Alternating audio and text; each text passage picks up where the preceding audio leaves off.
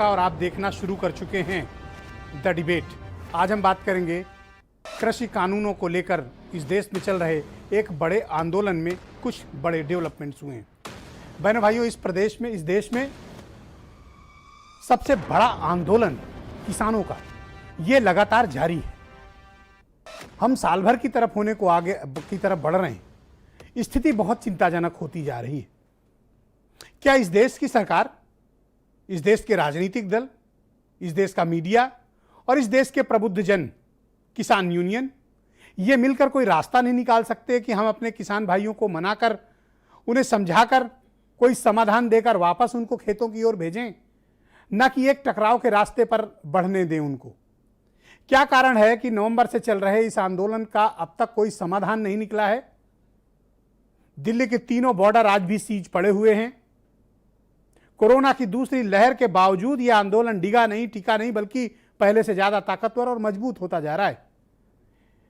क्या यह हमारा आपका एक समाज के रूप में कर्तव्य नहीं है कि हम सब आगे बढ़ें और इस मसले का समाधान दें? क्योंकि सरकार का अड़ियल रुख और किसान यूनियन भी अपने मुद्दे पर टिकी हुई हैं और इसका कोई रास्ता नहीं निकल पा रहा है। यह गंभीर चिंता का विषय है। एक समाज के रूप में यह हमारी आपकी जिम्मेदारी है कि हम सब भी आगे मिलकर आएं और इसके समाधान निकालने की पहल करें। हमें सरकार और किसान यूनियन के बीच एक कड़ी बनना पड़ेगा ताकि हम इस गतिरोध को तोड़ें। क्योंकि अगर किसान भाई इस तरह से आंदोलनरत रहे, इस तरह से धरनारत रहे, तो आने वाले वक्त में कृषि की पैदावार प्रभावित होगी, किसानों का मन छिन्न भिन्न होगा, उनका मन दुखी होगा। तो जिसका अगर मन दुखी होगा तो वो अपने कार्य को पूर्ण कैसे करेगा?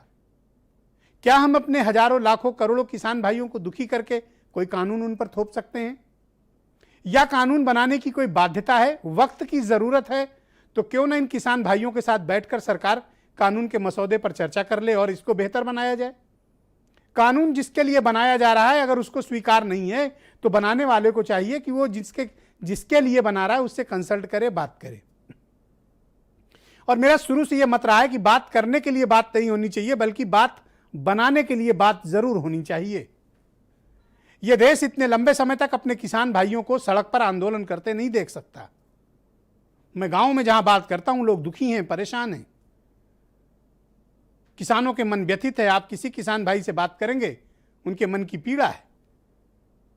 और यह सरकारों का प्राथमिक कर्तव्य होना चाहिए कि वो जनता की पीड़ा को, किसानों की पीड़ा है तो उसको किसी ईगो से न जोड़कर उनके साथ बैठकर बात करनी चाहिए। जनवरी से यह बातचीत बंद पड़ी हुई है। हम जुलाई के अंतिम सप्ताह की ओर बढ़ रहे हैं और हम इसका समाधान नहीं दे पाए हैं।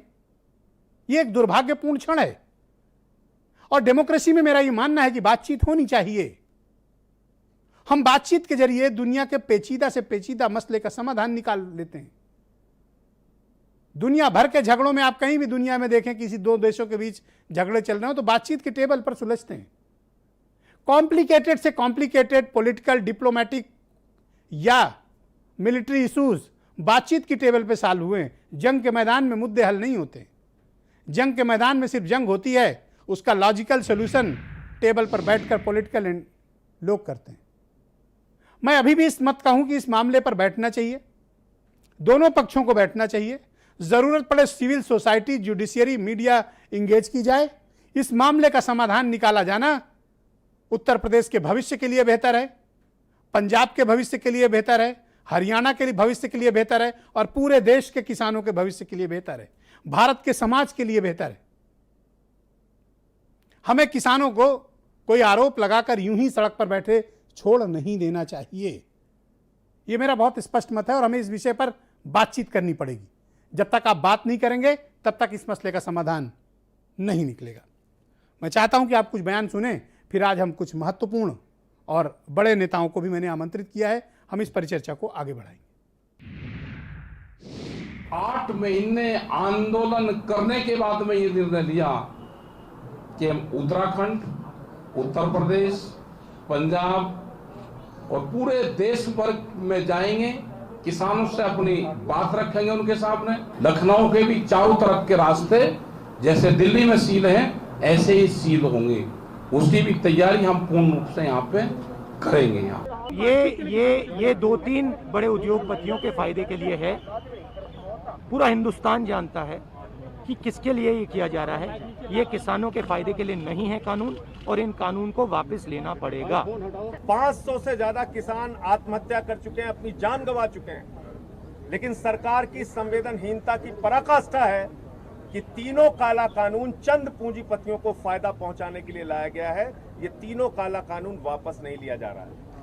हम सबकी मांग है कि ये काला कानून वापस होना चाहिए। ये नए भारत का नया उत्तर प्रदेश है और यहाँ के जो मुख्यमंत्री हैं हमारे योगी आदित्यनाथ जी हैं। तो यहाँ केजरीवाल जी नहीं है कि यहाँ पे आपको टेंट में एसी लगा हुआ मिलेगा, यहाँ सलाखें मिलेंगी अगर आप कानून का उल्लंघन करते हैं तो